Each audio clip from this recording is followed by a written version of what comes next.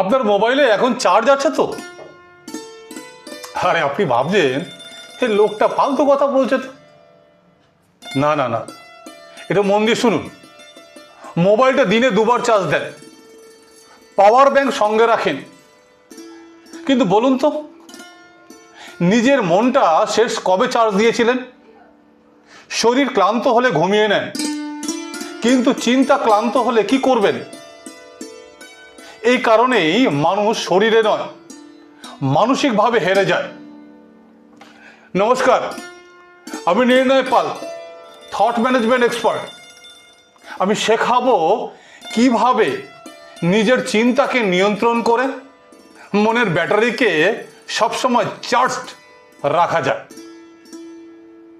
আপনার শুধু একটাই কাজ, আমাকে ফলো করা আর আমার ভিডিওগুলো মন দিয়ে দেখা, বাস তাহলেই হবে। আর যদি ভিডিওগুলো ভালো লাগে তাহলে আপনার বন্ধু বান্ধব, আত্মীয় স্বজন, আপনার পাড়া প্রতিবেশী যাদেরকে আপনি চেনেন তাদেরকে শেয়ার করা।